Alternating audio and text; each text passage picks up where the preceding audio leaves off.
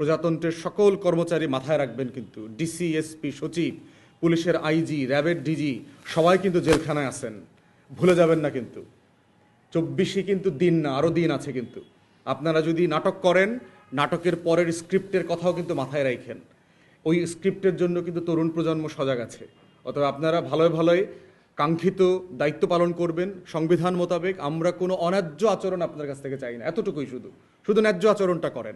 আমার প্রতিদ্বন্দ্বীকে মানে ধুয়ে ফেলার মতো এভিডেন্স আমার কাছে আছে, এত বাজে বাজে ভিডিও আছে আমার কাছে, কিন্তু তার কোনো কিছু আমি প্রকাশ করি নাই এবং করব না, কারণ এটা একটা নীতিগত পজিশন। বড় রাজনৈতিক দল যারা, তাদের প্রচুর টাকা আছে, প্রচুর লোকবল আছে, তাদের সংগঠন অনেক বড়, তাদের গুন্ডাই মাস্তানি করার লোক আছে। তারও দায়িত্ব আছে যেন আমি নিরাপদে ক্যাম্পেইন করতে পারি, আমার ফেস্টুন যেন না ছেঁড়া হয়, আমার ব্যানার যেন ছিঁড়ে না ফেলা হয়, আমার লোকদেরকে ক্যাম্পেইনে চটথাপ্পড় যেন না মারা হয়, ইট দিয়ে মাথা থেতলে না দেওয়া হয়, আমার মাইকটাকে যেন খালে না ফেলে দেওয়া হয়।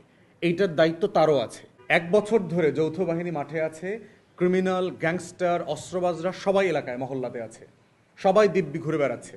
আমার এলাকাতে একটা দলের একটা ইউনিয়ন সভাপতি, সে বাজারে উত্তেজিত অবস্থায় কথা বলতে গিয়ে তার কোমর থেকে, লুঙ্গির খোঁচা থেকে অস্ত্রটা পড়ে গেছে বাজারে সবার সামনে। তাহলে এই লোকটার কাছে যে অস্ত্র আছে পুরো এলাকাবাসী জানে, আমাদের পুলিশ জানে না, আমাদের গোয়েন্দা সংস্থা জানে না, আমাদের আইন শৃঙ্খলা বাহিনী জানে না।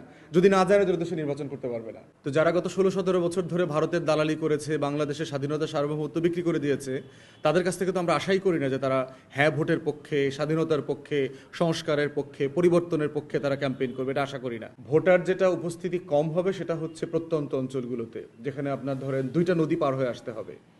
সকালবেলা শীতের সকালে আপনার 2টা ট্রলার মানে ভাড়ার টাকা দিয়ে, 100 টাকা দিয়ে, মানে অসচেতন যারা নাগরিক অধিকার নিয়ে এত সিরিয়াস না, কনসার্ন না, সেই মানুষগুলো আসলে কতটুকু ভোট কেন্দ্রে আসার জন্য উৎসাহিত হবেন সেই ব্যাপারে আমার যথেষ্ট সন্দেহ আছে।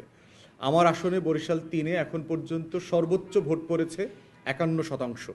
ভালো নির্বাচনের কথা বলছি। তো সেখানে 25 বছর ধরে নির্বাচন নাই, মানুষ তো ভোট দিতে ভুলে গেছে, ভোট কেন্দ্রে যাওয়াটা ভুলে গেছে, ভোটারদের ভিতরে কোনো উচ্ছ্বাস দেখলাম না।